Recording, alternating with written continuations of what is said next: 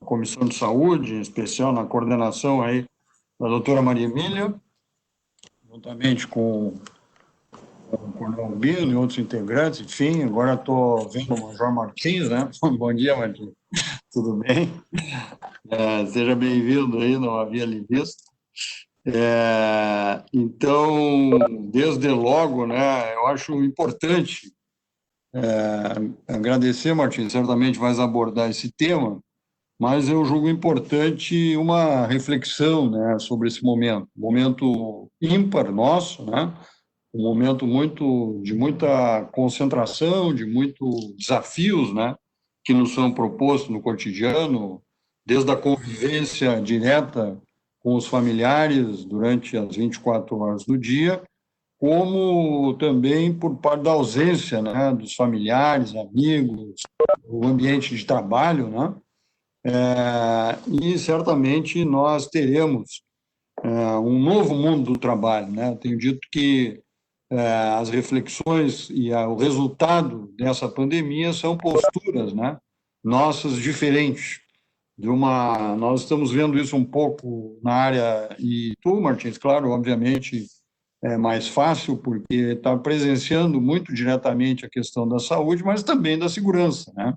Então, dois setores, né, extremamente essenciais, assim como o Poder Judiciário também, que não pararam suas atividades, né, ao contrário, tiveram que se readequar às suas estruturas físicas e emocionais para esse trabalho. Então, nosso reconhecimento, nosso agradecimento, né, e que a gente continue efetivamente, que esse reconhecimento, essa forma de relação social, de valorização do ser humano, ela persista para além da pandemia, né? Nós estamos num momento, me parece, o mundo, né, num momento de aceleração, de pé no fundo, vamos chamar assim, pouco se importando, né, com o outro, pouco se importando com o ambiente, com o meio ambiente, enfim, com a solidariedade, né? Então, eu penso que talvez sirva essa circunstância toda para nos auxiliar, né, na reflexão de que é preciso, sim, nós termos um mundo melhor, um mundo mais adequado, né? Então, essas seriam as minhas palavras iniciais. De pronto, eu vou ler o currículo, aqui, o mini currículo, né, do Major Martins, nosso médico, né, que, aliás, atua não só no Hospital da Brigada, além de outras clínicas e tal, outros hospitais, mas principalmente também no Hospital Ernesto Dornelles, né? Então, servidor público, o teu universo é bem grande nesse segmento, né?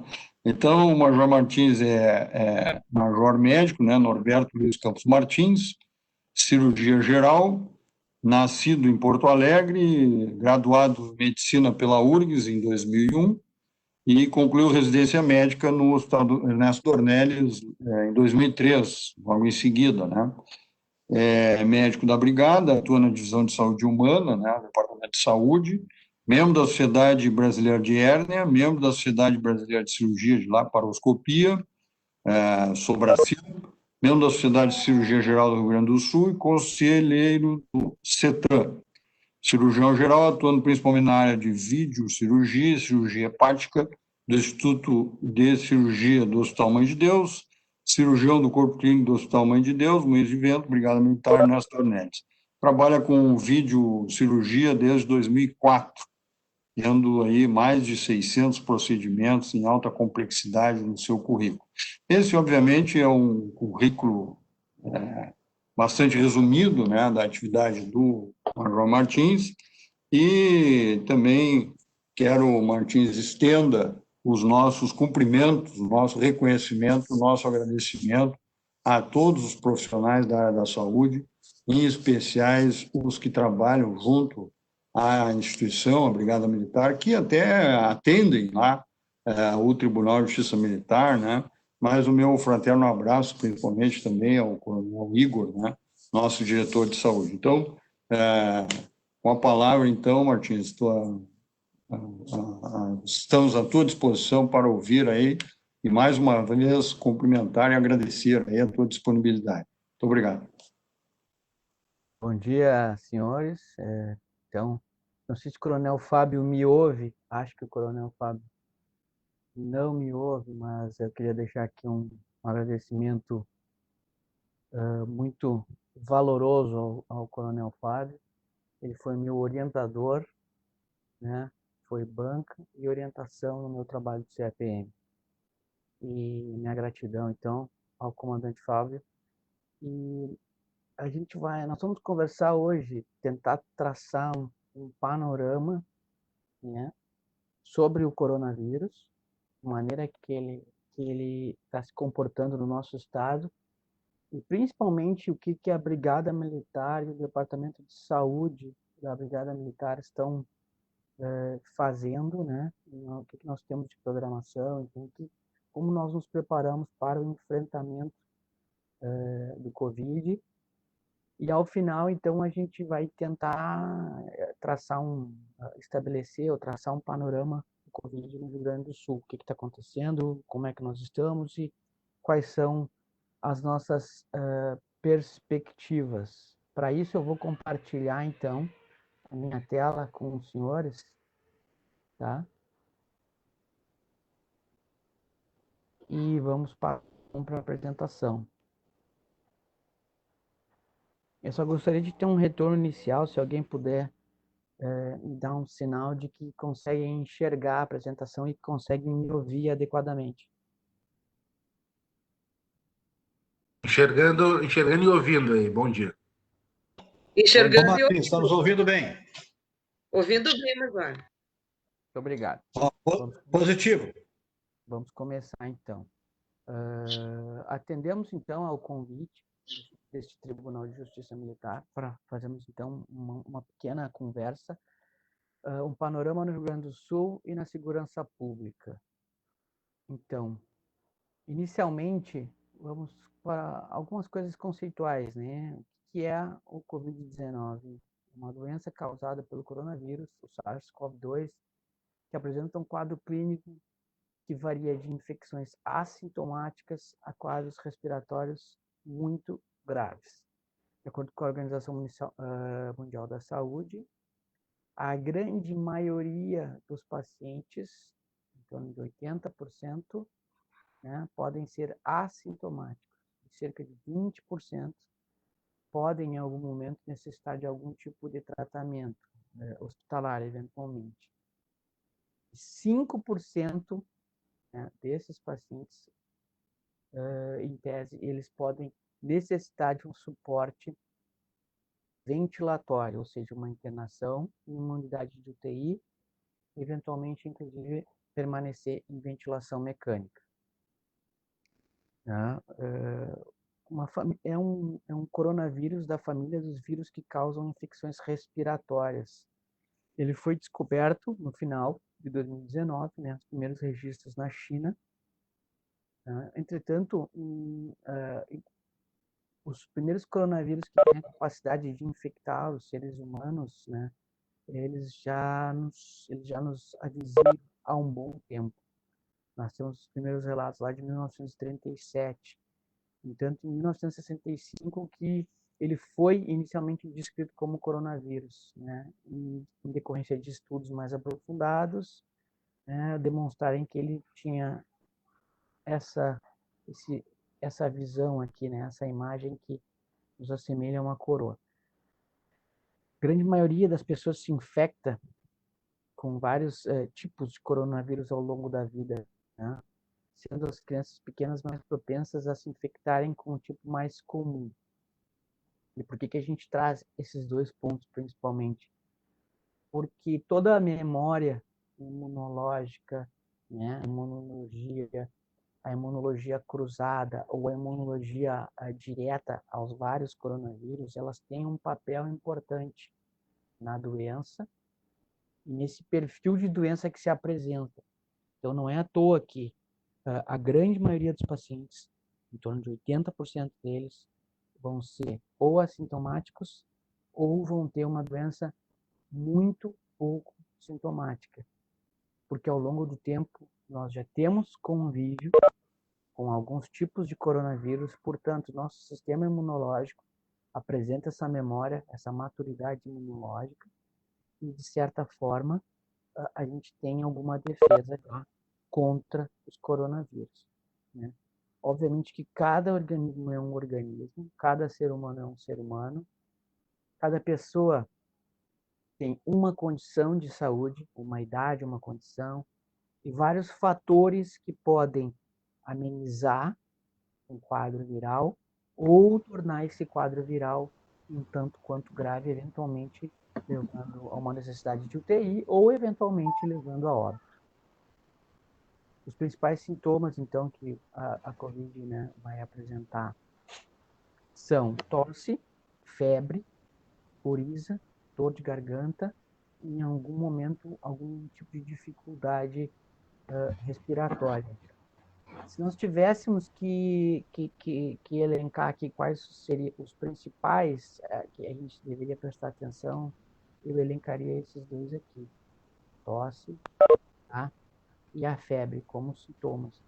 E sempre prestando atenção muito naqueles pacientes que chegam com algum tipo de dificuldade para respirar ou apresentam alterações na saturação, que a gente vai ver que é uma medida que se faz para ver como o oxigênio está presente dentro do sangue, a saturação do oxigênio. Da transmissão, né, principalmente por contato, toque, aperto de mão, gotículas de saliva, espirro, tosse, catarro. Esse vírus ele tem uma capacidade importante de permanecer em torno de 2, 3 horas, em média, na grande maioria das superfícies, sendo que algumas superfícies ele pode permanecer viável em até 12 horas. Então, tudo que a gente toca, né, em tese, onde pode haver o coronavírus, a gente tem que ter nós temos que ter um cuidado muito grande. Por isso a importância, né, das medidas de barreira, que a gente vai também comentar, que é o uso da máscara. Por isso que hoje a grande maioria dos governos, né, está adotando essa medida, que é a utilização obrigatória de máscara, não para evitar um contágio por quem está usando a máscara, mas sim para evitar que a pessoa possa ser, no caso, em ela estando positiva para o coronavírus, no momento que ela está de máscara, ela diminui muito a dispersão no ambiente dessas gotículas, né, das partículas virais no momento que ela está usando a máscara. Então, na verdade, quem usa a máscara não é para se proteger. O uso da máscara era para proteger o outro. O diagnóstico do coronavírus, então, obviamente que a gente vai ter alguns critérios clínicos importantes, né? A presença de um quadro respiratório agudo, a sensação de febre, na consulta,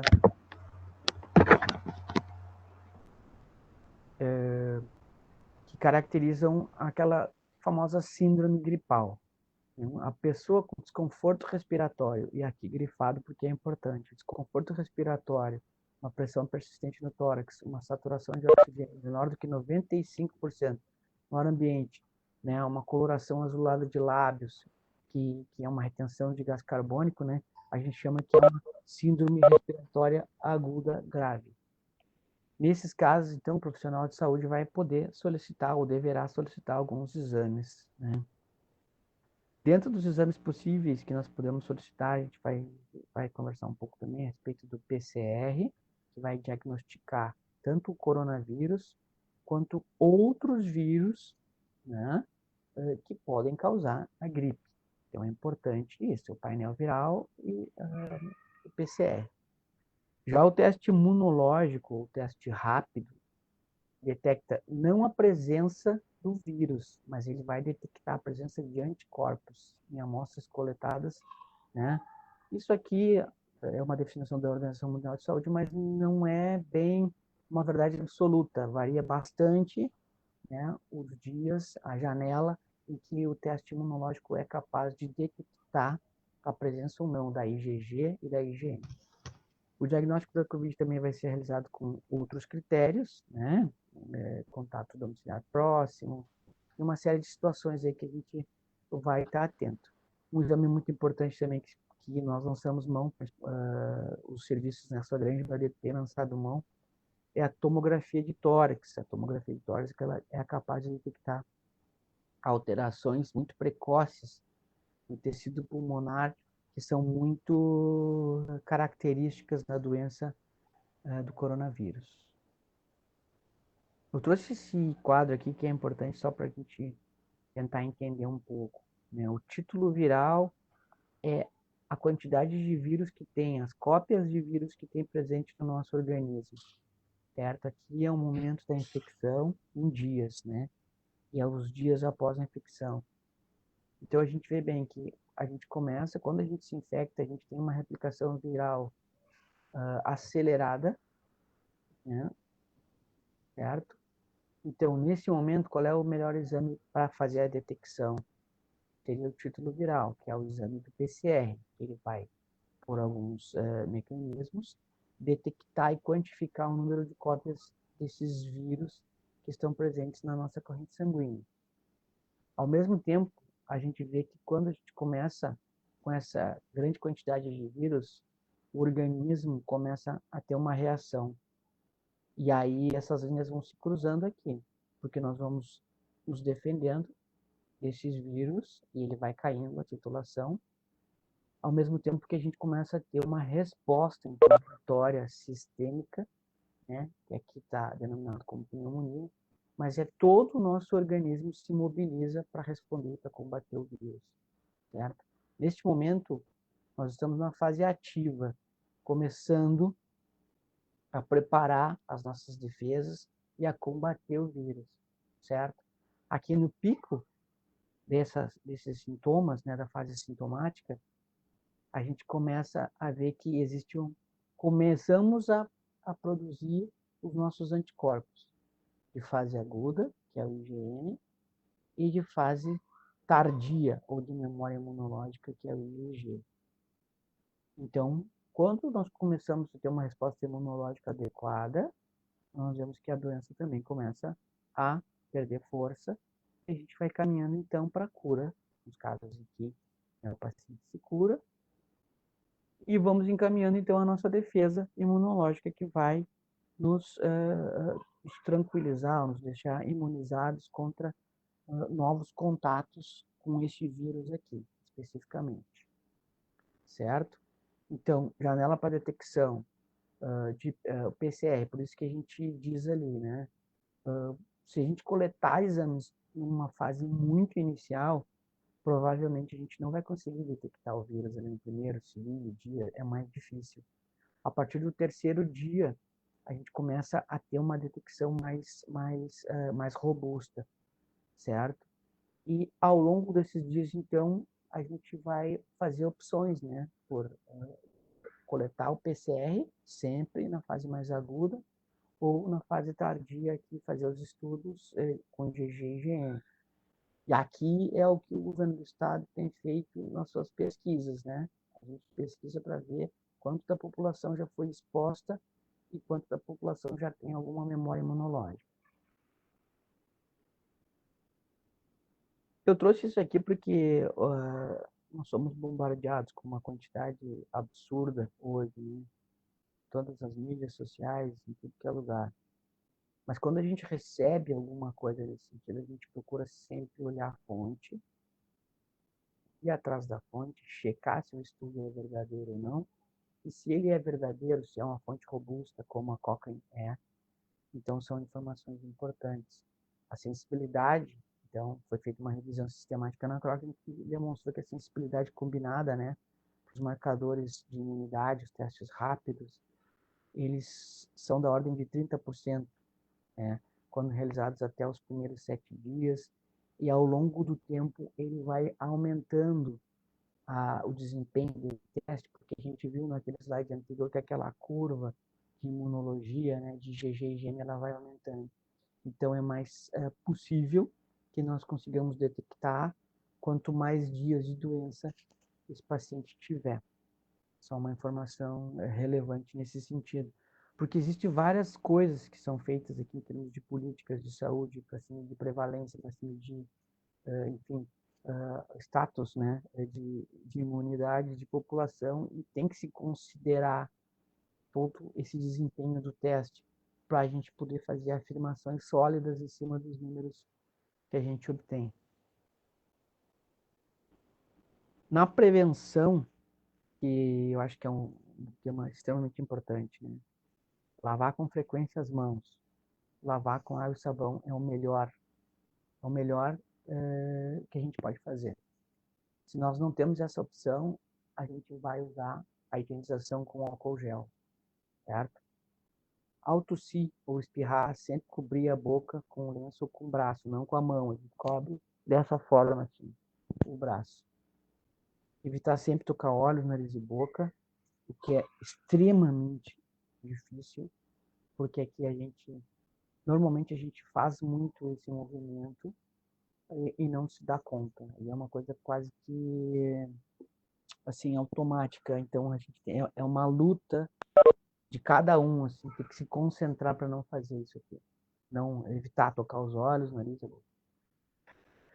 manter uma distância mínima de cerca de 2 metros de qualquer pessoa tossindo ou espirrando. Isso é bem importante porque a gente sabe que neste perímetro aqui de 2 metros, a dispersão das partículas ela é importante, então numa concentração importante. Então, quando a gente dista no mínimo 2 metros, a gente acaba dispersando bastante, diluindo, né, a quantidade desses vírus que estão presentes. Aqui, evitar abraços, beijos, aperto de mão é um problema seríssimo, porque por mais que a gente fale, diga, a gente sabe que as pessoas têm uma necessidade, alguns maior do que os outros, de se abraçar, se beijar, e isso causa um transtorno importantíssimo. A gente tem vários relatos de colegas de hospitais, temos relatos até na brigada militar, nossos militares que não respeitam esse distanciamento, que acabam fazendo encontros, que acabam socializando. E nesses casos a gente vê que são, talvez os senhores já tenham ouvido falar dos clusters de disseminação, quando uma pessoa entra em contato com várias ali, 20, 30, 40 pessoas, e a grande maioria dessas pessoas então se contamina, e aí isso tem um efeito que é devastador, né? Então, imagina dentro de um hospital, a gente tem um técnico, um médico, um enfermeiro, um funcionário que se contamina e acaba disseminando internamente, isso causa um transtorno em termos de pessoal que é muito grande, que vários hospitais já estão enfrentando isso, né? A higienização com frequência, né, dos brinquedos, de aparelho de celular, isso é importantíssimo, não compartilhamento de objetos de uso pessoal, a manutenção de ambientes limpos e ventilados, né? E dentro do possível, ficar em casa o máximo possível. Aqui uma parte importante, todos aqueles que estão doentes, evitar o contato físico com outras pessoas, principalmente os idosos, doentes crônicos, e ficar em casa até melhorar, né? Normalmente isso em torno de 2 semanas, certo? Se eu ficar doente, com sintomas de gripe, eu vou evitar o contato com outras pessoas e vou ficar em casa por 14 dias. É a melhor coisa que eu posso fazer, não disseminar, né? Então, quando que a gente deve procurar um hospital? Quando nós tivermos os sintomas, principalmente o sintoma de falta de ar. Se em algum momento durante a gripe, né, esse quadro viral que apresenta falta de ar, é o momento então da gente procurar um atendimento. Os casos de diagnóstico positivo, né, o isolamento domiciliar, a máscara, e toda uma série aqui de orientações que são de fácil acesso para todo mundo. Então, nós vamos passar um pouquinho mais rápido por isso. Cuidados com os objetos pessoais, com lixo, manter a circulação, né, do ar ambiente, isso é bem importante, tá? Todos os cuidados de higiene são bem importantes. Então, eu vou trazer aqui agora quais são as diretrizes do enfrentamento que nós, como Brigada Militar, traçamos lá junto ao Coronel Igor, ao Coronel Mãe, né? nós temos 3 diretrizes básicas, que são a garantia que o policial esteja trabalhando para assegurar a ordem pública. Isso aqui é extremamente relevante num momento como esse. Sempre é, mas principalmente no momento que nós estamos atravessando. A garantia e a manutenção da ordem pública. Garantir que o policial execute a função em segurança, né, e com segurança para a sua própria saúde, e garantir a estrutura necessária para assistência médica de qualidade para os policiais que precisem. Então, essas são as nossas 3 diretrizes. Dentro dessas diretrizes, nós tivemos várias ações, né? A utilização dos escudos faciais, uma orientação maciça e massiva da higiene das mãos, das medidas preventivas, a vacinação do efetivo contra H1N1. Por que é importante aqui? Porque a vacinação em massa, ela diminui também a utilização de leitos hospitalares por outras síndromes gripais. Então, se nós temos uma vacina que é ativa e funciona, quanto maior for a vacinação, melhor vai ser, ou menor vai ser a utilização do sistema de saúde. Isso é bem importante. Também tem outras questões no futuro, que talvez sejam melhor elucidadas, que as vacinas podem ter algum tipo de imunologia cruzada e desempenham algum papel também em uma possível, né, prevenção ou uma diminuição da gravidade do quadro nas pessoas que venham a se infectar com a Covid. Aqui uma série de medidas que nós utilizamos junto ao efetivo da corporação, certo? Talvez mais a título de conhecimento aí de todos, né? Nós temos, sim, uma série de fluxogramas de atendimento, tá? De controle de afastamento e principalmente para aqueles que estão sintomáticos na nossa tropa. Nós temos uma comunicação ativa através da nossa PM5, através do nosso site da Brigada Militar, e nós fazemos um boletim médico a cada 48 horas, que visa informar, né, toda a tropa, toda a Brigada Militar, trazendo informações relevantes, importantes, orientações, né, para que nós tenhamos um bom enfrentamento.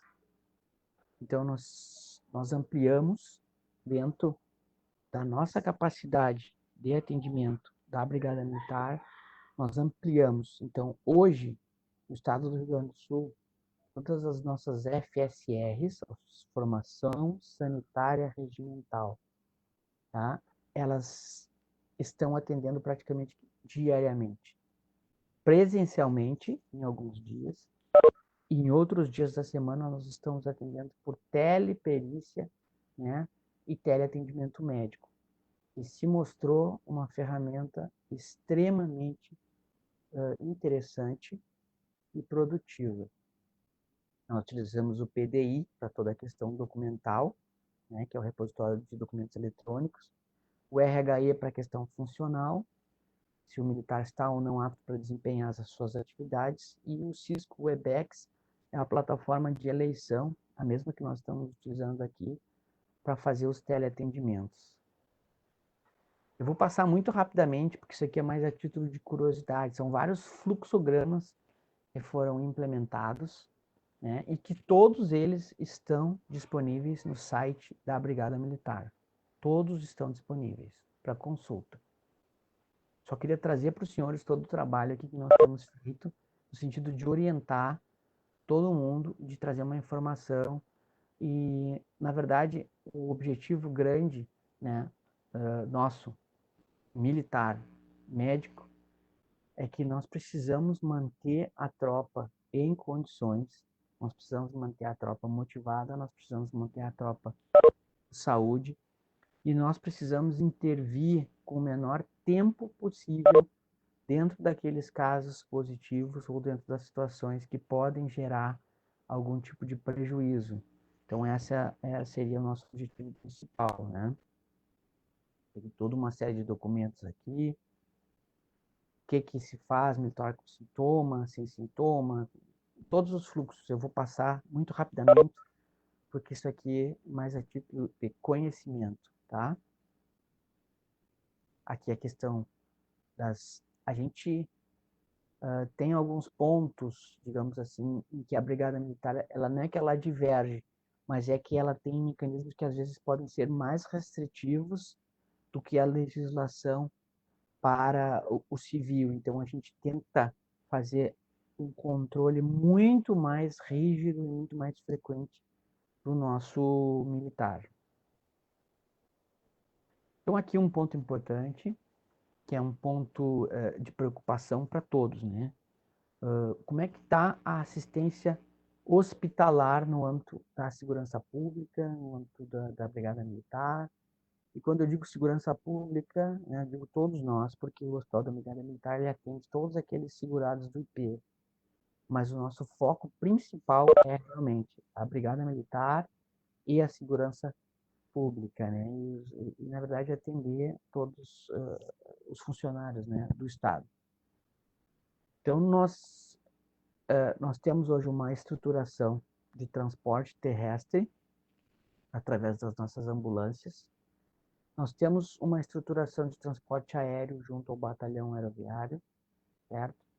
Nós temos, então, 2 helicópteros, uma aeronave, estamos habilitados, diria que de maneira precária, por uma questão de legislação, mas do ponto de vista técnico, médico, a gente tem toda o expertise e o material necessário para fazer um transporte aeroviário com segurança, para fazer uma remoção de um militar ou de qualquer um segurado do IP que precise ser transferido, nós temos condições de fazer. Nós temos uma padronização das rotinas assistenciais, que é muito intensa, e aqui eu digo para os senhores que nós temos várias formas de enfrentar. Numa delas, nós temos um grupo de médicos que faz, que a gente vai ver aqui, né, o atendimento. Nós temos os rotineiros do pronto atendimento, onde nós temos 2 equipes, uma equipe que vai atender os pacientes sem síndrome gripal e uma equipe que vai atender os pacientes com síndrome gripal. Mas nós temos uma rotina assistencial muito bem definida e todo e qualquer paciente que por acaso venha a ser atendido nas dependências aqui do nosso Hospital da Brigada Militar, através do nosso pronto atendimento, né, que vai se caracterizar como sendo um caso suspeito e ou positivo de Covid, é sempre feito um acompanhamento em tempo real pelo quadro de saúde, através de um grupo específico, onde nós temos a presença de um pneumologista, que é o Major Perim, nós temos a presença de um cardiologista, que é o Major Nascente, nós temos um cirurgião vascular, que é o Capitão Horn, nós temos um clínico hematologista, que é o Capitão Contin. Eu poderia elencar para os senhores aqui uma série, eu faço parte desse grupo, uma série de colegas que faz parte. Então, é sempre, todo e qualquer paciente é feita uma ampla discussão e um atendimento muito rápido e principalmente um início muito rápido de qualquer tipo de tratamento que venha se utilizar nesse paciente. Porque é sabido que quanto mais precoce, né, esse tratamento se iniciar, menor a chance de uma evolução desfavorável desse paciente, menor a chance dele ir para uma UTI, menor a chance dele precisar de ventilação mecânica, por conseguinte, menor a chance dele vir a óbito, certo? Aqui eu vou passar também, só para os senhores terem conhecimento de toda a documentação que nós temos. Nós temos uma série de fluxos, né, onde nós vamos passar esse paciente. Falar um pouquinho sobre tratamento, que infelizmente o que a gente vê, o que a gente está vivendo, existe uma politização, uma coisa política muito grande em cima, né, desses tratamentos que estão disponíveis aqui, a cloroquina, a ivermectina, os antirretrovirais e outras drogas de apoio.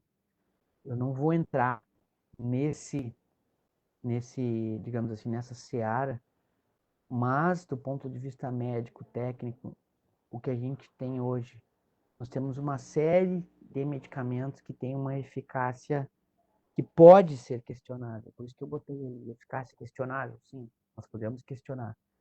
mas são os melhores tratamentos que a gente tem, né? E o que nós temos visto? Que quando nós iniciamos com esses tratamentos, muitas vezes com vários medicamentos ao mesmo tempo, esses pequenos efeitos que cada uma dessas medicações tem, eles têm uma sinergia muito grande, muito importante, principalmente no início do tratamento, o que leva a um desfecho, na sua grande maioria das vezes, positivo, né?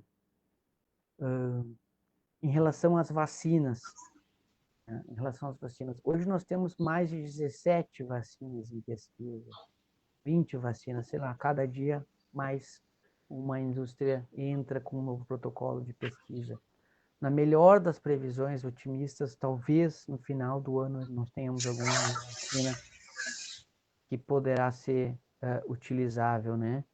E aqui a gente vê que, na verdade, também, além da questão política, existe a questão comercial. Todos esses medicamentos aqui são medicamentos antigos, não tem uma patente, são medicamentos muito baratos, então a indústria farmacêutica também não tem um interesse muito grande em utilizar esses medicamentos que não têm um potencial econômico de rentabilidade grande. Então, isso tudo a gente tem que lidar, né? Com as questões políticas e com as questões econômicas e tentar, no meio disso, buscar a melhor evidência científica possível, certo? Para utilizar nos nossos pacientes. Aqui, o nosso fluxograma de pronto atendimento, trazer alguma informação para os senhores, mas principalmente o que eu digo aqui, ó, é a respeito do tratamento, né? Azitromicina, ivermectina, oseltamivir, prednisona. Então, são multimodalidades de medicamentos que são iniciados, né, de maneira muito precoce para tentar se abreviar ao máximo esse quadro.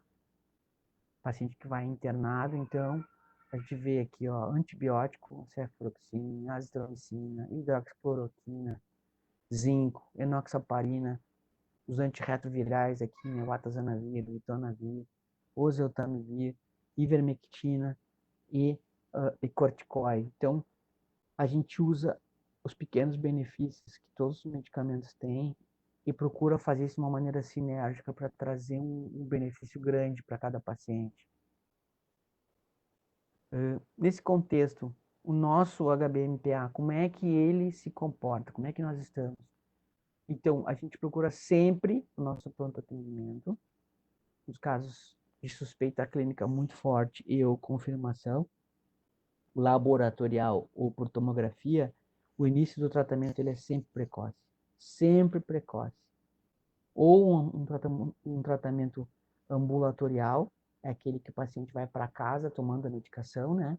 Ou uma internação e já um tratamento com caráter de internado.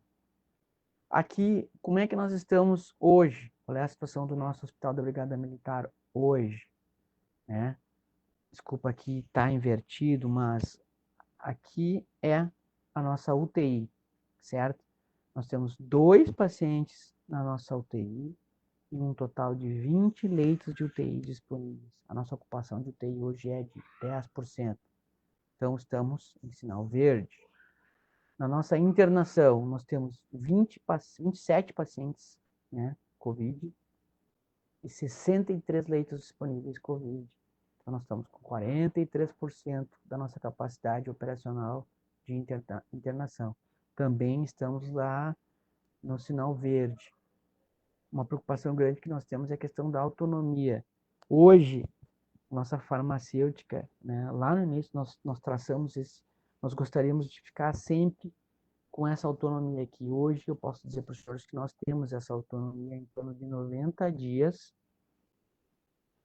Se tudo parar, se toda a logística nossa parar, se tiver uma catástrofe, tudo parar, nós conseguimos tratar nossos pacientes ainda por 90 dias no nosso hospital. Isso aqui é muito, muito, muito importante. Aqui eu vou abrir uma outra apresentação, que é o nosso boletim, que eu gostaria de compartilhar com os senhores, então, só para traçar, né, um panorama.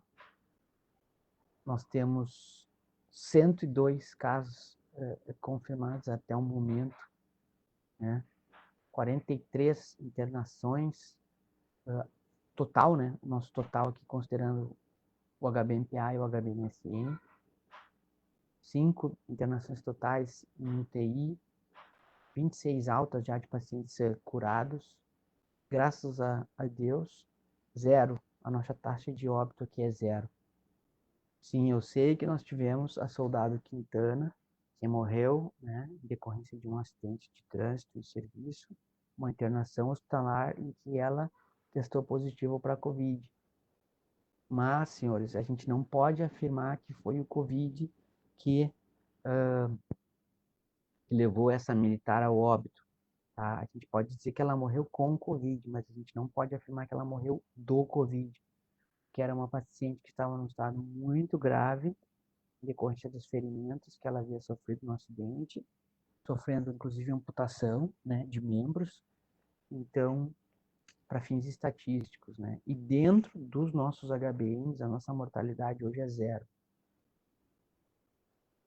Aqui nós temos os nossos dados ao longo do tempo, a nossa curva de pacientes com síndrome gripal, os pacientes testados, os pacientes que nós botamos em isolamento domiciliar.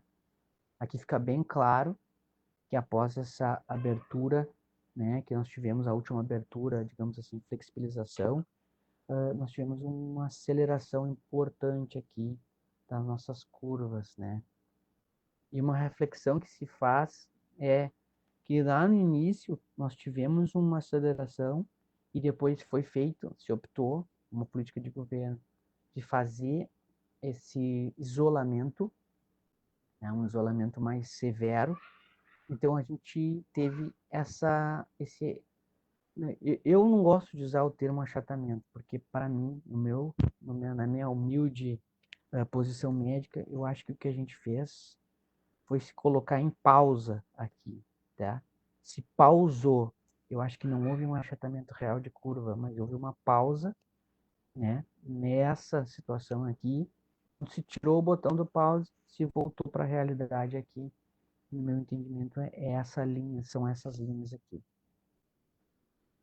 Em decorrência disso, nós tivemos, então, né, uma aceleração importante dos nossos números de casos confirmados, uma aceleração não tão importante, mas digna de nota aqui dos nossos casos internados, e também, na mesma medida, pacientes que vão, ao longo do tempo, ficando bons e tendo alta. Uma utilização um pouquinho maior aqui dos nossos recursos de UTI e ainda nenhum óbito. Eu vou passar para uma outra apresentação aqui, que é... Aqui eu trago para os senhores os 2 pronto-atendimentos, né, onde nós começamos a monitorar mais rigidamente em abril. Qual é o público que a gente atende? Os 2 hospitais nossos pronto-atendimentos, de Porto Alegre e de Santa Maria. Quase 4.000 em Porto Alegre e 3.000 e pouquinho em Santa Maria desde abril. A grande maioria dos nossos atendimentos aqui em Porto Alegre são de militares da ativa. Nosso público civil em torno aqui de 15%, né? Lá em Santa Maria a gente sabe que a realidade é um pouquinho diferente. Eles atendem mais população civil e muito mais dependentes, porque Santa Maria tem o pronto atendimento pediátrico, então atende-se muito dependente aqui. Menos militar da ativa e menos inativo. Mas na verdade aqui, ó, eu queria trazer para os senhores esse pico aqui, essa alteração na nossa linha normal, ou até então, né, normal que vinha se tendo de atendimentos, foi um reflexo bem importante aqui desse pico que a nossa cidade está passando hoje, né? Que nosso estado, e principalmente a nossa cidade aqui de Porto Alegre, está passando com um reflexo importante nas taxas de ocupação, das UTIs e tudo mais, mas só gostaria de trazer para os senhores aqui. Tivemos um pico importante de atendimentos diários, mas, né, ao que tudo indica, óbvio que a gente precisa esperar, brevemente, nós já vamos voltar aqui para a nossa normalidade nos atendimentos. Deixa eu voltar para a apresentação.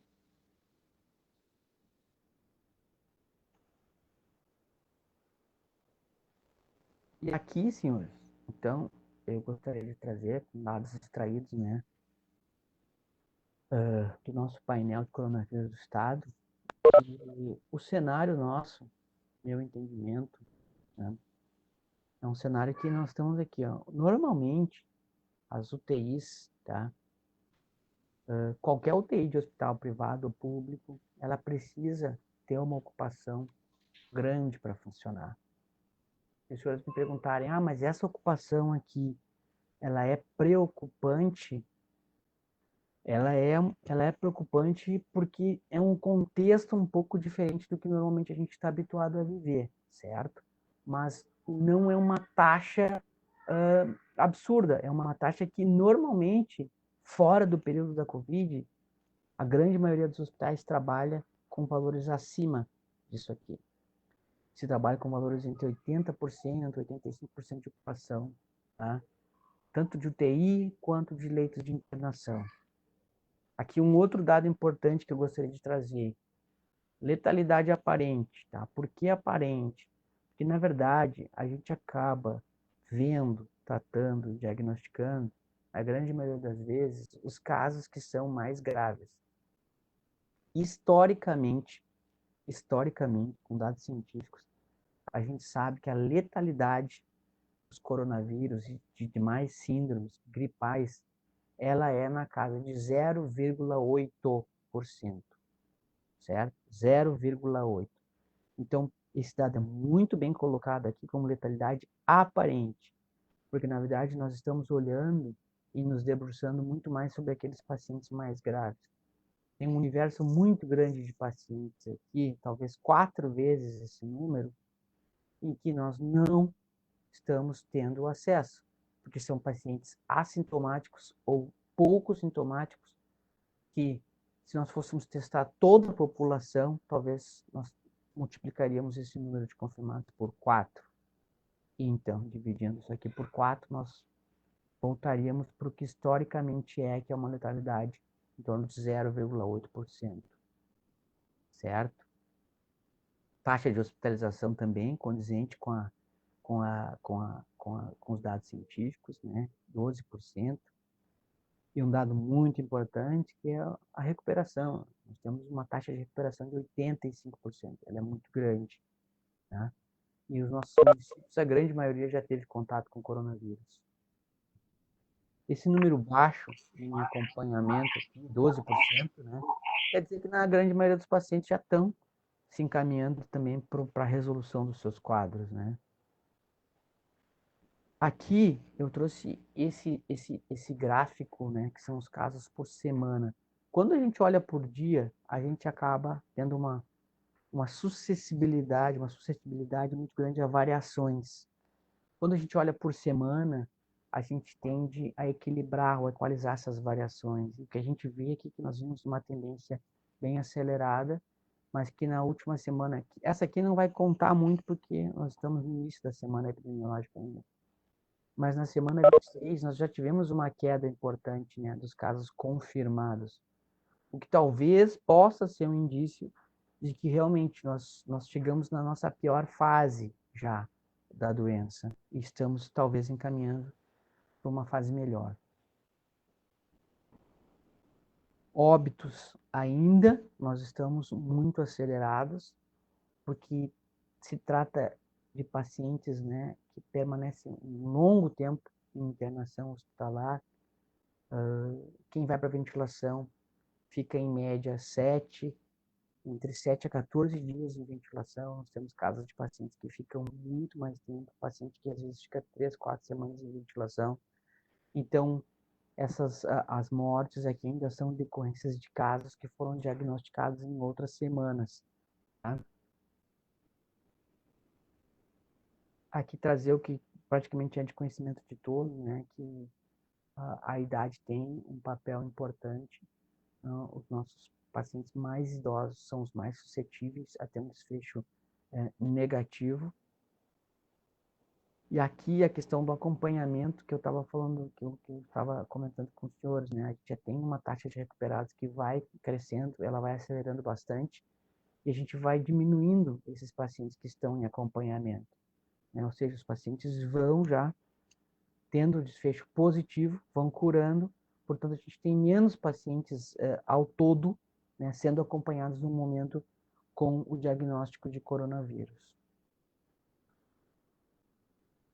E essas reflexões que a gente pode fazer, né, para o nosso futuro é que a telepresença realmente tem um papel importante de colaboração, de tratamento, de tudo que a gente pode imaginar. A telepresença, ela veio para ficar. E a verdade, assim, eu acho que as coisas não vão voltar ao normal, né? Nós estamos nos encaminhando para uma nova normalidade, né? E eu acho que é isso. Gostaria só de... Eu acho que nós cumprimos aí o nosso tempo. Vamos abrir para questionamentos. Aqui eu tenho todo o tempo disponível para a gente conversar um pouco. Mas as informações que eu gostaria de apresentar são essas. Muito obrigado pela paciência e enfim, pela presença de todos.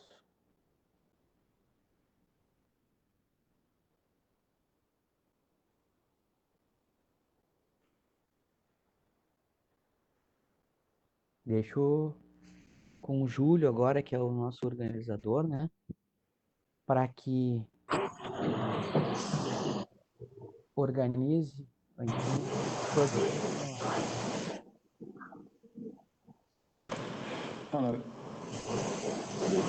Presidente, por favor. Tá bem. Me ouvem? Sim. Sim. É o que eu tive um probleminha no início aqui, eu não conseguia ouvir, né? Mas, Matias, primeiro cumprimentar, agradecer, né? Mais uma vez. E se alguém tiver algum esclarecimento, alguma dúvida, né, pode fazer o que no chat, né? Ou levantando a mão, enfim, é que eu não consigo vislumbrar todos, não sei se o Luiz consegue ver todo mundo. Nós estamos com quase 60 pessoas participando da reunião, o que para nós demonstra, né, a importância do tema, demonstra a compreensão dos integrantes da Justiça Militar sobre o momento, né, especialíssimo que estamos vivendo, né? Eu vou fazer uma fala inicial, de repente motiva alguém, né, Martins, a fazer algum questionamento, acho que é importante. Primeiro, dizer do excelente trabalho, né, demonstrado nos números, materializados nos números, né, obviamente, na parceria, digamos assim, no planejamento, na integração do corpo clínico da Brigada Militar, né? Portanto, extremamente gratificante e motivo de orgulho para todos nós, porque, de fato, a integração nesse momento e a compreensão de diversas formas de planejamento resultam efetivamente nesse trabalho, né? É, de fato, uma doença extremamente complexa, desconhecida, né, para o mundo médico, o mundo científico, né, e, obviamente, para todos nós. Há uma série, eu acho que é importante, Martins, tocou muito fortemente, há uma série de desinformações sobre essa questão, então, extremamente... Também as sequelas, né, eu acho que a imprensa fala pouco sobre os pacientes, as sequelas que a doença deixa, se porventura deixa mesmo, enfim, mas como tudo é muito desconhecido, ali pegando essa questão do novo normal, da nova normalidade, como tu coloca, ou seja, nós temos uma cultura de abraçar, beijar, cumprimentar, enfim, que o europeu, principalmente, não tem tanto, né, o asiático, enfim, e eu penso que a continência nunca foi tão reverenciada, né, na atual conjuntura, ou seja, o cumprimento militar, né, a continência, está também, de certa forma, tendo uma preeminência, né, maior. nós, só para saber, Martins, nós não tivemos ainda, pelo menos que eu saiba, nenhum caso de Covid registrado junto aos integrantes da Justiça Militar. Nossos funcionários aí agregam cerca de 100 e poucas pessoas, né? Imediatamente, quando houve a deflagração por parte da OMS de uma configuração de uma pandemia, nós suspendemos os trabalhos presenciais, né? Uma reflexão que eu tenho feito, e aproveito aqui a oportunidade para falar também para os funcionários, né? Servidores, ou seja, a justiça está sendo mais efetiva, mais célere, né? E trabalhando mais. Portanto, essa questão do teletrabalho, efetivamente, é uma coisa, como tu disseste, veio para ficar, né? E nós vamos ter que nos adaptar, ou seja, aqueles investimentos em prédios, em equipamentos, em automóveis, essas questões elas vão ter que ser repensadas e vamos ter que equipar, sim, tecnologia, computadores, ergonometria, né, para que os servidores tenham melhor condições de trabalho e saúde, né, e, portanto, extremamente reflexivo, né, ou seja, essa situação toda, né, a própria medicina com o teletrabalho está se adequando, né, os professores, enfim, a educação, tudo isso está nos batendo de frente, nos obrigando a uma nova formatação política institucional de todo o trabalho, né? Então, acho importante salientar, né, que o nosso papel, enquanto não atuante na área da segurança, não atuante da saúde, é sim atender às solicitações da comunidade científica, ou seja, observar o distanciamento social, ficar em casa, né? Nós que somos, de certa forma, privilegiados, né? Podemos ficar em casa, né? Todo mundo sabe aqui, a minha esposa é da área da saúde, então ela sai todos os dias, né? E tu deve fazer isso também, e quando chega em casa há um processo de hermetização, né? De cuidado com a família, então isso tudo é uma vivência que nós estamos sentindo, né? Eu, particularmente, e tu, Martins, acho que é importante aproveitar esse espaço aqui para salientar que nós estaremos ajudando os profissionais de saúde se ficarmos em casa, se observarmos as condições de limpeza, de uso de máscara, limpeza, higienização das mãos, enfim, todas essas questões são com o intuito, eu diria, até de não pegar doença, né? Mas também no intuito de colaborar, ou seja, a nossa parte é colaborar com o profissional de saúde para que ele não tenha que fazer uma decisão de salvar esta ou aquela vida. Sabes, né? Nós tivemos oportunidade do teu trabalho, enfim, na questão do atendimento pré-hospitalar, a decisão mais difícil no atendimento pré-hospitalar e no atendimento médico em geral é saber quem salvar, né? É decidir se esse ou aquele vai a óbito. Então, essas questões são extremamente importantes, né, para que a gente tenha consciência. Então, essa questão da etiqueta respiratória, a questão do uso de máscara, a questão de ficar em casa, são extremamente importantes. Eu acho que esse é o nosso papel, na verdade, para que a gente possa contribuir, né, de uma maneira efetiva com os profissionais da saúde, com os profissionais da segurança, que estão aí numa luta hercúlea, eu diria, né, incansável, para tentar reduzir os danos, né, num processo de redução de danos na questão da saúde. Depois eu vou falar mais aqui, importante, eu acho, sobre a questão da vacina. Houve uma necessidade de antecipar o calendário da vacina, né, e, portanto, isso também fez com que nós, até ali no tribunal, tivéssemos alguma dificuldade de fornecer as vacinas para os servidores, mas imediatamente nós orientamos que buscassem as questões junto aos órgãos, né, aos pós-saúde, enfim, para fazer a vacina, que é extremamente importante. Nós temos aí inscritos, né, Juarez? Então, eu pediria que tu conduzisse aí pelo número de inscrições, e aí eu depois volto a falar. Obrigado. Ok, presidente, muito obrigado. Temos 3 inscrições, então a primeira do Coronel Albino. Gostaria da opinião do palestrante sobre imunidade de rebanho. Major Martins. Bom, Coronel Fábio, como sempre, comentários muito pertinentes, né, Coronel? Eu acho que é um momento da gente repensar e refletir sobre uma série de situações. A saúde, com certeza, a saúde da brigada, lá no início, na virada do ano, todos lá comemorando. Então, tem alguém com o microfone aberto. Todos lá na virada do ano comemorando, e a saúde da brigada, o comando da brigada, o departamento de saúde já estava planejando o enfrentamento do coronavírus.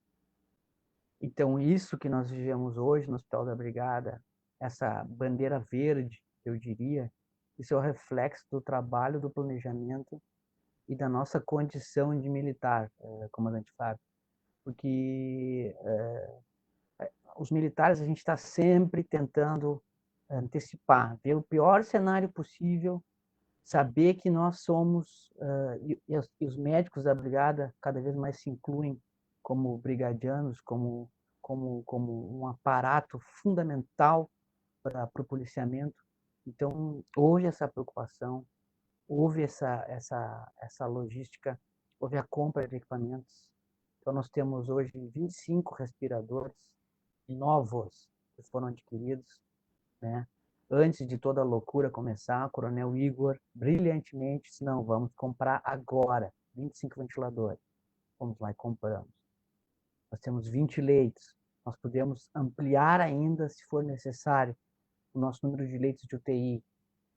Eu queria depois, se for possível, ainda no finalzinho, compartilhar um vídeo que eu fiz da nova UTI que nós estamos inaugurando no térreo do HBM, tá? Que é uma UTI que visa atender os pacientes de trauma, mas que nesse primeiro momento vai ser, obviamente, destinado aos pacientes de Covid. E a pergunta é sobre as sequelas, né? As sequelas. Pois não. As sequelas que a Covid deixa, a gente pode traçar um paralelo, que são sequelas correspondentes àqueles pacientes que fazem uma pneumonia grave, pacientes que ficam muito tempo em ventilação mecânica, e que ficam com uma capacidade funcional respiratória limitada por um período de tempo, que nós não sabemos completamente, porque é uma doença muito nova. Nós ainda não tivemos um tempo importante para observar os pacientes que estão plenamente recuperados e os pacientes que se recuperaram pós uma estadia na UTI. Mas, de maneira geral, a gente sabe que sim, vão ficar. Existe uma perda da capacidade funcional respiratória, que ao longo do tempo, obviamente, com fisioterapia, com todos os cuidados, né, com a saudável, não fumando, a gente consegue recuperar. E radiologicamente falando, do ponto de vista de exames radiológicos, sim, a sequela ela pode permanecer aí por anos, mas ela não vai ter uma relevância clínica, mas vai ficar marcado lá na tomografia do paciente aquelas zonas que foram muito fortemente agredidas, né, inicialmente pelo coronavírus, certo? Sim, sequelas principalmente do ponto de vista pulmonar. Nós sabemos que são pacientes que estão sujeitos a uma série de eventos por estarem em ventilação.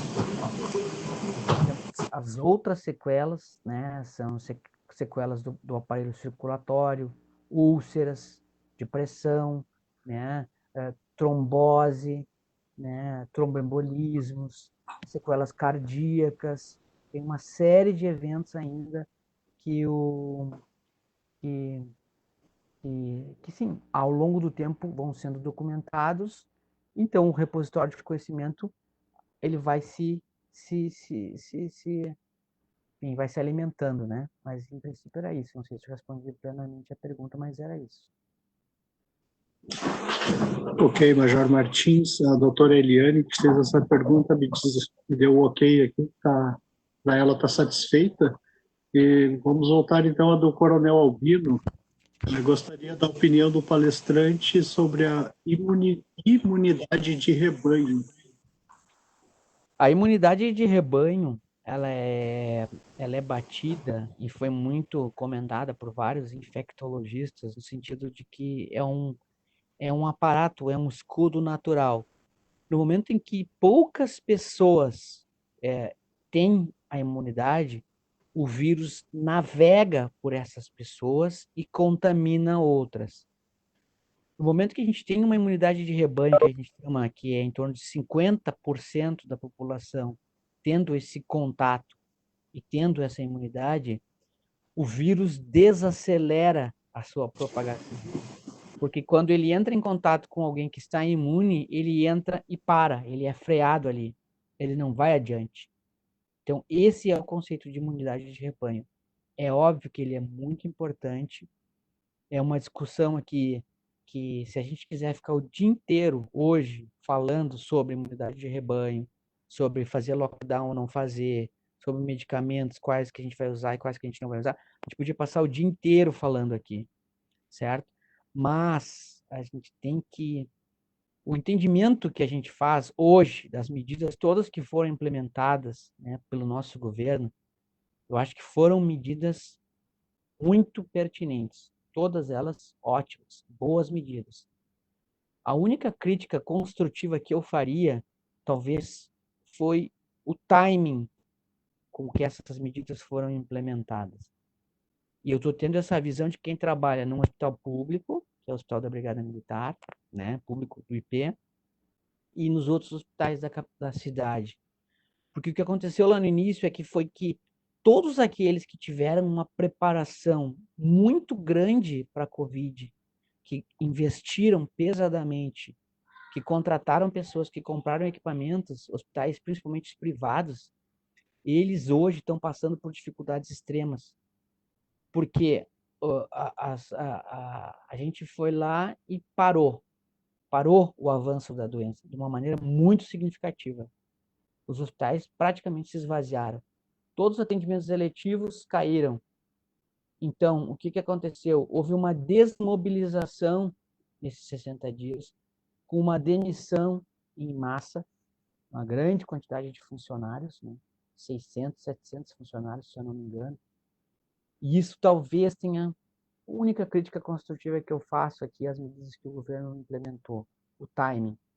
Porque talvez se tivéssemos não liberado 100%, mas tivéssemos uma restrição um pouco mais fina, talvez nós poderíamos não ter um pico tão grande agora e ter uma elevação um pouco mais acentuada no início, mas correspondente à capacidade que os hospitais estavam preparados naquele momento. Tem todo um aspecto econômico envolvido, tem uma série de questões, é multifatorial, é muito difícil, né, da gente dizer. Mas eu acho que é isso, né? Em relação à imunidade de rebanho, eu acho que ela é extremamente importante. E, ao longo do tempo, virtualmente todos nós vamos ter contato com o coronavírus. É só uma questão de tempo, né?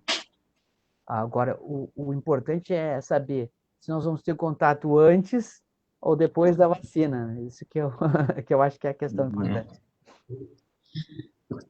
Tá certo, ok. O Coronel Bino fica grato pela resposta aí, o Major Martins. E na terceira inscrição, então, temos o Coronel André Coronel, quer fazer o uso da palavra. Por gentileza, Coronel André. Tem que abrir o microfone, coronel. Tá certo, ok. O Coronel Bino fica grato Fone? resposta aí. Agora sim. Ok. Bom, bom dia. Eu gostaria inicialmente de cumprimentar o Martins pela excelente palestra. Eu sou um admirador do trabalho lá do hospital, já de muito tempo. Tive necessidade já do hospital, minha família, enfim. Mas fica aqui sempre o meu agradecimento ao trabalho daqueles profissionais. A minha pergunta é bem singela. A gente está ouvindo algumas iniciativas sobre tratamentos preventivos aí pelo Brasil. Eu queria saber a sua opinião, principalmente dirigidos aos grupos de risco, né? É claro, a gente sabe que não há nenhuma comprovação científica, mas há já algumas iniciativas nesse sentido. Qual a sua opinião sobre essa questão? Como eu tinha comentado ali, nós temos vários tratamentos disponíveis, todos com um benefício pequeno, né? São medicamentos que já têm sido utilizados de longa data, né? Tem a própria hidroxicloroquina, cloroquina, nós temos uma série de pacientes que usam de maneira crônica para outros fins, certo? Mas são medicamentos que têm um perfil de segurança muito bom. O que está sendo bastante questionado é em relação à ivermectina, né? Se toma ivermectina de maneira preventiva ou não. Pessoalmente, eu não estou usando, tá? Mas o que acontece? Eu acho que se se a gente disser aqui hoje e a ivermectina vai atuar na prevenção, seria bom usar a ivermectina. E toda a população sair correndo para pegar a ivermectina, quando nós tivermos pacientes internados que vão precisar da ivermectina, nós não vamos ter ivermectina para tratar esses pacientes.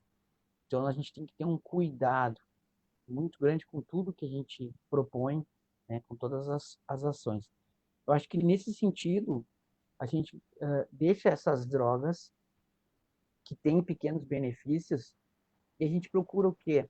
Atender os pacientes da maneira melhor possível, o mais rápido possível, iniciar o tratamento com a maior brevidade possível. E aí sim, esses pacientes que têm indicação, eu usaria hidroxicloroquina, ivermectina e tantos outros medicamentos quantos foram elencados ali, que são protocolares dentro do âmbito, né, nosso do Hospital da Brigada Militar. Eu acho que essa seria a minha posição. E gostaria de ressaltar aqui que sim, que o HBM, nós temos uma missão principal que é o nosso público-alvo principal é o brigadiano, é o militar da ativa.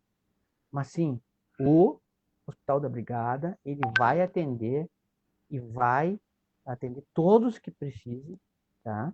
Que tenham indicação, que quiserem fazer uma avaliação no nosso pronto atendimento, os nossos servidores aqui do tribunal e os servidores da segurança pública. Essa é a nossa missão. Então, quem precisar de atendimento, sim, nós vamos atender.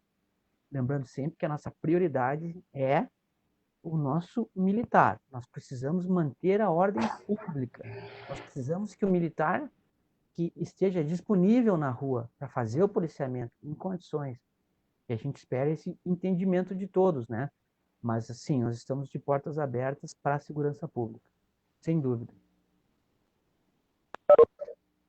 Ok, Major Martins, belos esclarecimentos, e eu penso que um pouco da próxima pergunta já foi respondida aí, intrinsecamente nessa.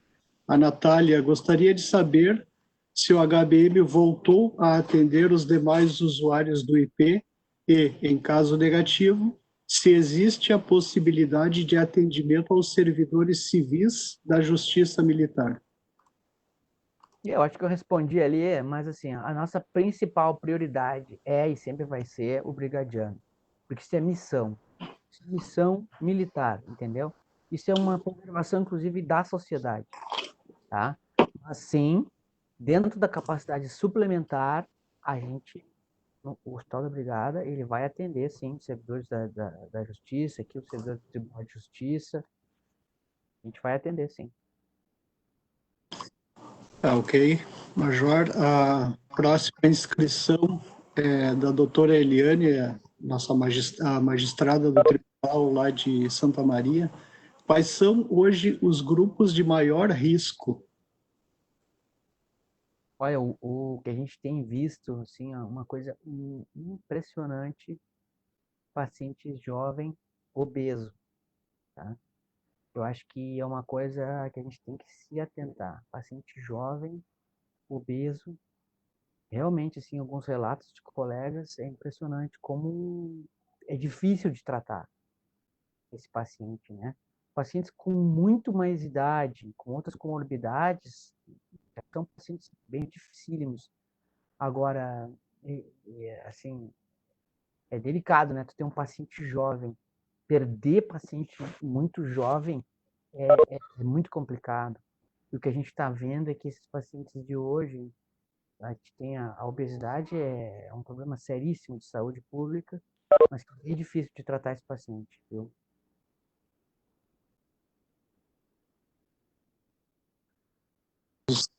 Vamos lá, então, para a próxima inscrição. Flávio, na medida em que ainda não temos vacina e medicação comprovada para tratamento, os cuidados da própria pessoa parecem ser o mais importante. Por isso, gostaria que o Dr. Martins reforçasse como se pode identificar o COVID e quando se deve procurar o sistema de saúde e como saber diferenciar de uma gripe comum no inverno do Rio Grande do Sul. Eu acho que o principal aí, assim, ó, gripe todo mundo tem, todo mundo sabe, todo mundo já passou, já teve uma gripe.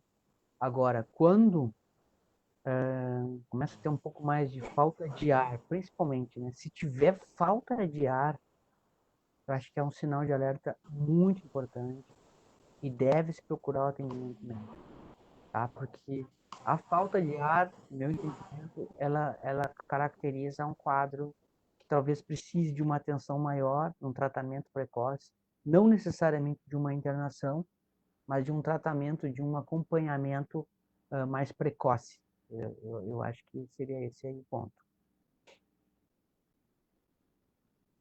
Ok, Major. E a Kise de Santa Maria também.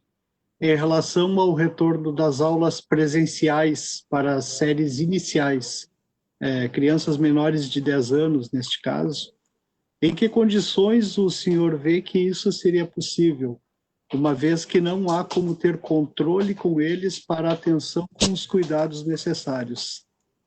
Olha, eu acho que isso aí, a volta às aulas, setembro, outubro, porque existe uma preocupação muito grande dos pais, né? As crianças vão ficar minimamente doentes, não vão ficar, a grande maioria vai ficar assintomático ou vai ter uma doença muito leve. Mas os pais se preocupam também, né? Porque as crianças podem trazer o vírus para dentro de casa, enfim. É uma questão muito delicada, mas eu não vejo um retorno antes de setembro, outubro. A impressão que eu tenho. Não vai. Mesmo que se abra, a gente não vai ter uma adesão. As pessoas não vão levar os filhos. Por medo. Tá certo. Temos também uma do Marcelo. Já é possível mensurar o impacto direto ou correlato na saúde mental dos servidores devido a essa pandemia? Excelente pergunta, excelente questionamento. É muito difícil. A gente vai ter esses dados mais para frente. Eu estou à frente da biopsicossocial, né, do Departamento de Saúde, junto com a Major Cláudia, nossa psiquiatra, e todo o grupo de servidores ali faz um trabalho excelente. Aumentamos assim a vigilância, né? Estamos muito fortemente juntos à tropa, atentos a todos os sinais, mas realmente os atendimentos aumentaram, a busca pelo atendimento biopsicossocial, né, aumentou, depressão, ansiedade, dificuldades de relacionamento interpessoal, né, os casais enfrentando dificuldades muito grandes. Temos que sempre estar atentos, né, para a questão de risco aumentado de suicídio. Nós temos uma política de prevenção dentro do Departamento de Saúde, uma preocupação enorme com o risco de suicídio, então estamos muito atentos a isso. Mas sim, a saúde mental, de uma maneira geral, né, tá sendo testada, está sendo colocada à prova, né? E pelo jeito nós vamos ter que ficar firmes aí por mais algum tempo ainda, pelo andar da carruagem. Tá certo. Dr. Martins, Jocelaine, doenças autoimunes se enquadram no grupo de risco? Acredito que sim.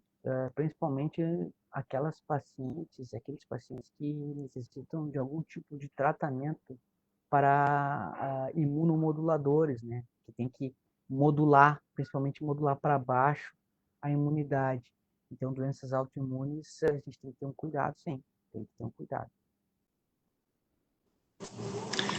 Ok, Major Martins, quero lhe passar uma grande quantidade de parabéns pelo conteúdo, pelos esclarecimentos que o senhor passou para nós, todos aqui pelo chat. E muito obrigado. Não sei se o senhor presidente tem mais algum. Sim, de fato, Martins, o pessoal aqui, né, primeiro, são 11h30 e o pessoal continua assistindo as tuas informações, né, o que é um sinal, né? É um bom sinal, né, comandante? É um sinal de êxito, né? E que nós ficamos, obviamente, muito felizes, né? Não, eu acho que é importante, Martins, assim, fazer um fecho, né? Primeiro, uma questão que a gente sempre sofre, né? Principalmente o quadro de saúde da Brigada, uma crítica no que diz respeito à questão do cumprimento do expediente, né? Em regra, o pessoal acha que o pessoal da saúde tem que cumprir o expediente, tipo o pessoal do policiamento, etc. E o que eu quero dizer com isso? Que a rede internacional de relações que o quadro de saúde da Brigada tem foi extremamente significativa e importante para esse planejamento que resultou nesse êxito que nós estamos tendo. Ou seja, a busca de informações fora da América Latina, na Europa, e principalmente, né, que onde foi a doença, na China, enfim, onde foi que a doença começou, estabeleceu condições, né, de se fazer uma prevenção adequada, de comprar equipamentos antes do tempo, de comprar medicação antes do tempo, enfim, essa antecipação que tu nos relata, né, que resultou aí em nenhum óbito, né, 5 pacientes aí em UTI, quer dizer, eu acho extremamente importante salientar isso, mas porque às vezes não é compreensível, principalmente para os chamados combatentes, né, a importância que é essa rede internacional, essa qualidade, né, de relação e referência até que os servidores, os médicos e profissionais da área da saúde da Brigada têm no universo como um todo, principalmente Europa, fazendo participação em congresso, etc., né? Então, eu acho apropriado e oportuno fazer essa reflexão, Martins, porque, de fato, fez com que a gente tivesse, por exemplo, né, antecipação, né, sem a questão ideológica, política, né, que nós estamos vivenciando. Hoje o país está dividido, não é segredo para ninguém, infelizmente, né, mas essa questão dos fármacos, né, produzidos na China, na Índia, na África, e sim, esses países pararam de produzir, né? Então era necessário, de fato, essa questão, digamos assim, extremamente de planejamento, né? Que foi importante, que para nós é extremamente gratificante, né? Eu queria, para encerrar, dizer que nós não tivemos, eu acho que nós vamos ter, eu vou fazer um comercial aqui, dia 23, nós teremos uma palestra sobre a questão da ansiedade, também com a participação do capitão Freire. Então, é extremamente importante a presença de todos aqui, né? Porque a gente possa trabalhar essa questão, porque, de fato, a convivência diária com o esposo, a esposa, o companheiro, enfim, os filhos, né? Há um estudo da sociologia no que se refere à síndrome das crianças com relação a pânico. Ou seja, essa questão de querer usar máscara, de não querer sair, de querer se proteger, tudo isso são reflexos da pandemia que nós não sabemos mensurar na atual conjuntura, né, no momento e tal. Então, eu acho que é importante as relações sociais elas terem essa compreensão e as pessoas saberem, né? Eu acho que principalmente, né, a Kis perguntou essa questão da aula, etc. De fato, é uma bola de cristal, não tem como saber, né? Há um jargão, às vezes, que as pessoas usam, né? É um ano perdido. Eu penso que é um ano ganho. Tá? Nós não podemos, nós temos que aproveitar esse momento para fazer reflexões da nossa metodologia, da nossa convivência, das nossas relações, né? E ganhar né? Evidentemente, o quanto nós deixamos de ficar com os nossos familiares, o quanto aquelas pessoas que precisam da nossa atenção não estavam tendo a nossa devida atenção. Então, acho que é um momento da gente refletir efetivamente das nossos companheiros, nossos filhos, enfim, familiares, amigos como um todo. Eu sempre digo, né, custa mandar uma mensagem de WhatsApp para uma pessoa que eu não vejo há muito tempo, para saber como é que ela está, como é que ela está vivendo, como é que, sabe, como é que ela está enfrentando a pandemia. Então, eu acho que é extremamente um momento de reflexão. E eu quero, para encerrar, Martins, além do agradecimento todo que já foi dito, enfim, e as pessoas têm se manifestado aqui pelo chat, cumprimentando a tua reflexão, os teus argumentos, né? Dizer que, de fato, nós precisamos ter consciência de que só tem uma coisa cientificamente comprovada que nós precisamos fazer: é o isolamento social, é ficar em casa. Então, eu digo, pode abrir shopping, pode abrir restaurante, pode... Bom, isso é um drama da economia que eu não tenho como resolver. Os países que tiveram êxito na doença tiveram menos sofrimento na economia. A Nova Zelândia, a Alemanha... Eu tenho 2 filhos que moram na Alemanha. Né? E é o seguinte, claro que não dá para comparar a Alemanha com o Brasil, evidentemente, é um país riquíssimo, né? Mas a coisa lá teve um significativo muito pequeno, né, em relação ao que nós estamos tendo. Então, eu acho assim, as pessoas ficaram em casa, houve bloqueio de entrada no país, houve bloqueio de saída do país, houve monitoramento efetivo da doença. Enfim, então eu penso que a única coisa que nós podemos contribuir com a área da segurança pública, né, e a área da saúde em especial, é ficar em casa, é evitar a circulação, é evitar o convívio social. Infelizmente, é um sacrifício que nós temos que fazer, mas, por exemplo, nós estamos vendo isso também na Justiça Militar, ou seja, agora, recentemente, nós autorizamos, né, algumas excepcionalidades de ações presenciais, né, porque não há como nós pararmos 100%, mas é uma excepcionalidade da excepcionalidade. E, ainda assim, fornecendo o maior número de mecanismos de prevenção possíveis e que sem conhecimento. Né? Obviamente que não é um escafandro, né, como é um profissional da saúde que precisa de uma série de proteção que, efetivamente, nós não necessitamos. Né? Mas a circulação de pessoas, o acesso, enfim, tudo isso, nós estamos adotando. Então, agradeço, Martins, finalmente, mais uma vez, convido a todas as pessoas, né, a participar no dia 23, né, agora de julho, sobre as questões de ansiedade. Eu saliento que essa questão, até tu falou na questão respiratória, né, a ansiedade pode provocar falta de ar, pode provocar níveis, né, de estresse, que, bom, é importante a gente fazer uma atividade física, mesmo em casa, né? Procurar fazer uma atividade física, porque a atividade física, ela propicia um alívio de ansiedade, fazer respiração, enfim, uma série de coisas que a gente pode fazer em casa, né? Que resultam em baixar um pouco o nível de estresse, o nível de ansiedade. Mas, claro, obviamente, isso cada pessoa tem que ver aí o seu melhor. Então, fica, Martins, um agradecimento à participação das pessoas, né,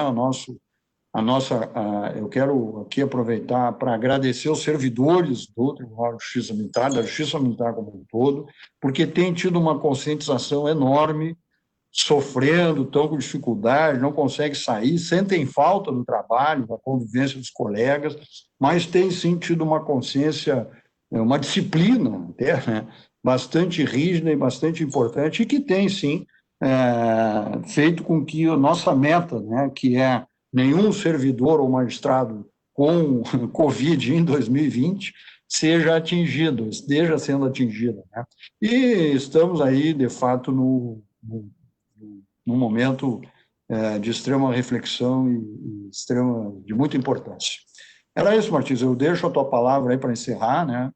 E caso queira completar alguma coisa, enfim, é isso aí. Comandante, muito obrigado pela oportunidade, né? Agradeci demais aqui a atenção de todos e dizer que essa meta é uma meta importante, chefe. Tomara que tenhamos êxito. Mas, se eventualmente algum servidor precisar, o senhor pode ter certeza que o Departamento de Saúde da Brigada vai estar pronto lá, de pé e a ordem, tá? Para atender quem precisa for. Fábio. Muito obrigado, chefe. Fábio. Pois não, quem é? O Bruno. Pois não, tudo bem, Bruno? Bom dia.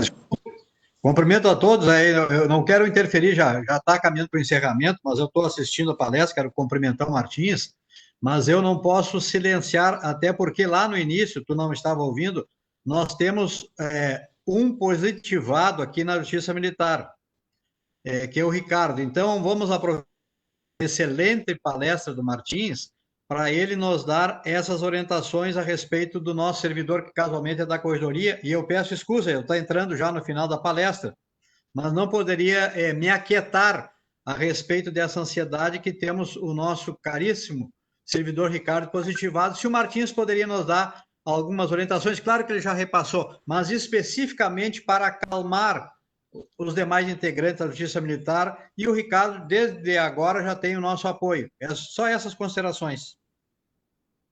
Pois não. Eu acho que a primeira coisa é manter-se em casa, seguir as orientações que foram passadas aqui, né, os cuidados, e se eventualmente, eu digo eventualmente porque na grandíssima maioria das vezes é uma gripe que vai ter um transcurso compatível com o quadro gripal, ou seja, mais de 80% das vezes é a cura, né?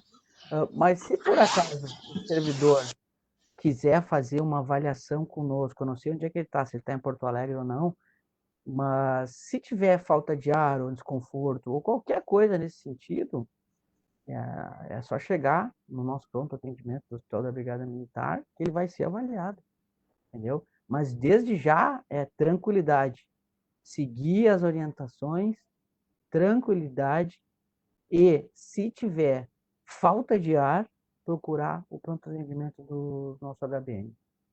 Seria basicamente isso.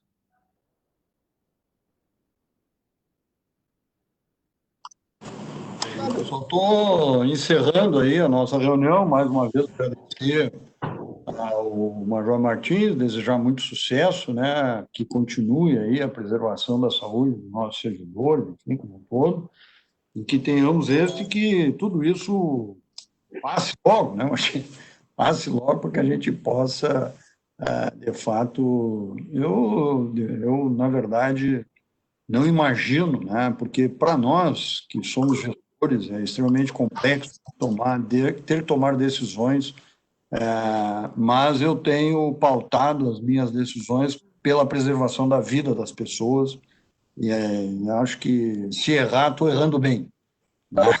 Porque o que mais importa nesse momento, de fato, é a vida das pessoas. Eu acredito que antes de setembro nós não iremos ter ações presenciais, né, junto à Justiça Militar. Não acho que seja o quadro que se avizinha aí no conjunto. Mas, de qualquer forma, a avaliação ela é feita a cada 15 dias, uma semana, enfim, né? Mas estamos todos preocupados. Então, nosso agradecimento, mais uma vez, né? Eu acho que pelo mais inscrito, e agradeço a disponibilidade, o teu trabalho, e receba o nosso fraterno abraço aí, virtual, não é? A nossa continência, né? Em razão de todo o trabalho que tem realizado. Ok? E com isso a gente se despede.